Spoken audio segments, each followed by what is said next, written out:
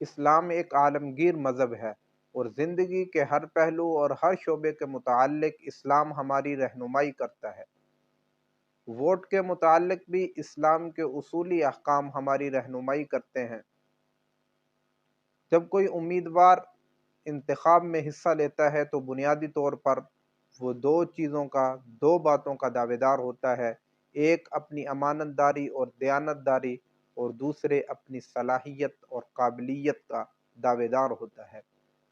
حضرت یوسف علیہ السلام نے جب حاکم مصر کے سامنے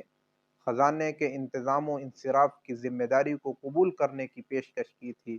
تو اس موقع پر حضرت یوسف علیہ السلام نے فرمایا تھا اجعلنی علی خزائن الارض انی حفیظ علیم، کہ مجھے خزانے کے انتظام و انصراف کی ذمہ داری دے دی جائے کیونکہ میں حفاظت کرنے والا اور باخبر ہوں۔ اور کوئی بھی شخص کسی بھی عہدے کی حفاظت اسی صورت میں کر سکتا ہے کہ جب وہ خود امانت دار اور دیانت دار ہو، اور علم سے اشارہ ہے اہلیت اور صلاحیت کی طرف۔ تو جب کوئی ووٹ ڈالتا ہے تو اس ووٹ کے ذریعے سے وہ اس امیدوار کے اس دعوے کی تصدیق کرتا ہے اور اس کے سچے ہونے کی گواہی دیتا ہے۔ تو جب آپ ووٹ ڈالتے ہیں تو گویا آپ یہ کہتے ہیں کہ اس حلقے میں جتنے بھی امیدوار کھڑے ہیں ان سب میں یہ امیدوار سب سے زیادہ امانت دار،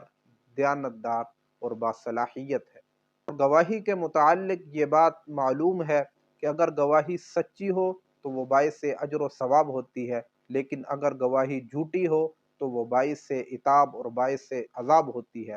رسول اللہ صلی اللہ علیہ وسلم نے ایک دفعہ فجر کی نماز کے بعد 3 دفعہ یہ ارشاد فرمایا عُدِلَتْ شہادت الزور بالاشراک باللہ، کہ جھوٹی گواہی کو شرک کے برابر قرار دیا گیا ہے۔ اور پھر قرآن پاک کی یہ آیت تلاوت فرمائی فَاجْتَنِبُوا الرِّجْسَ مِنَ الْأَوْثَانِ وَاجْتَنِبُوا قَوْلَ الزُّورِ، کہ بتوں کی گندگی سے بچو اور جھوٹی بات کہنے سے بچو۔ جہاں شریعت میں جھوٹی گواہی دینا گناہ ہے،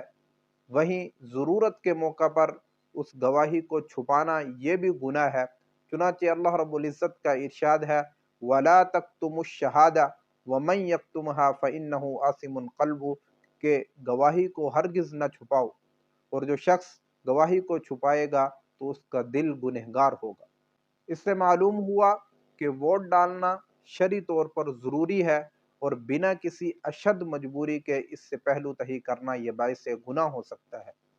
اسی طرح ووٹ ڈالنے میں ایک پہلو سفارش کا بھی ہے کہ جب آدمی کسی کے حق میں ووٹ ڈالتا ہے تو گویا وہ اس کی سفارش کرتا ہے کہ اسے حکومتی انتظام و انصراف میں نمائندہ بنا لیا جائے، کیونکہ یہ شخص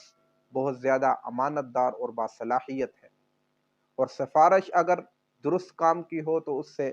اجر و ثواب ملتا ہے، لیکن اگر وہی سفارش ناحق ہو، کسی بری کام کی سفارش ہو، تو پھر اس سے گناہ ملتا ہے، کیونکہ اللہ رب العزت کا ارشاد ہے مَن یشفع شفاعۃ حسنۃ یکن لہ نصیب منہا، جو شخص کسی اچھے کام کی سفارش کرتا ہے تو اسے اس میں سے حصہ ملتا ہے، وَمَن یشفع شفاعۃ سیئۃ یکن لہ کفل منہا، اور جو شخص بری سفارش کرتا ہے تو اسے اس میں سے حصہ ملتا ہے، وَكَانَ اللَّهُ عَلَى كُلِّ شَيْءٍ مُقِیتًا، اور اللہ رب العزت ہر چیز پر نظر رکھے ہوئے ہیں۔ تو اس سے معلوم ہوا کہ اگر آدمی کوئی اچھی سفارش کرتا ہے اور اس کے نتیجے میں کوئی شخص اچھا کام کرتا ہے تو جہاں اس اچھا کام کرنے والے کو ثواب ملتا ہے اس میں سے سفارش کرنے والے کو بھی حصہ ملتا ہے۔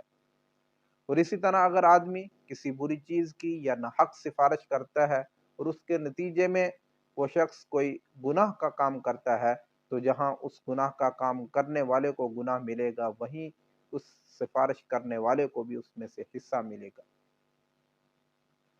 بسا اوقات یہ ہوتا ہے کہ آدمی پیسے لے کر کسی کے حق میں ووٹ ڈال دیتا ہے، تو یاد رکھیے یہ ایسے ہی ہے جیسے رشوت لے کر کسی کے حق میں جھوٹی گواہی دے دینا، اور رشوت کا مذموم ہونا اور عمل قبیح ہونا یہ اتنا ظاہر ہے کہ جس کی دلیل کی ضرورت نہیں ہے۔ رسول اللہ صلی اللہ علیہ وسلم نے ارشاد فرمایا الراشی والمرتشی کلاہما فی النار، کہ رشوت دینے والا اور رشوت لینے والا دونوں جہنمی ہیں، او کما قال علیہ الصلاۃ والسلام۔ تو میرے بھائیوں، वोट डालते हुए ये बात ज़हन में रखें कि ये जो हम वोट डाल रहे हैं, ये किसी के हक़ में गवाही दे रहे हैं।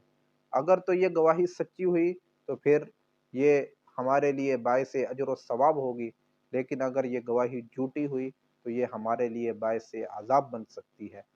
और इसी तरह ये वोट डालना, ये हम किसी के हक़ में सिफ़ारिश कर रहे हैं। अगर ये सिफ़ारिश अच्छी हुई और उसने कोई नेक अमल किया तो इसमें से हमें हिस्सा मिलेगा, लेकिन अगर ये सिफ़ारिश बुरी हुई और उस उम्मीदवार ने कोई इस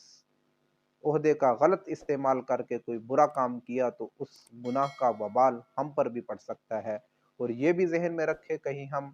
रिश्वत जैसे कभी अमल में मुलव्वस ना हो जाए, क्योंकि रिश्वत का अंजाम सिवाय जहन्नम के और कुछ नहीं है। अल्लाह रब्बुल इज़्ज़त से दुआ है कि वो हमें ज़िंदगी के हर पहलू में दीन इस्लाम की इत्तिबा करने की तौफ़ीक अता फ़रमाए। व आखिर दावाना अनिल हम्दुलिल्लाहि रब्बिल आलमीन।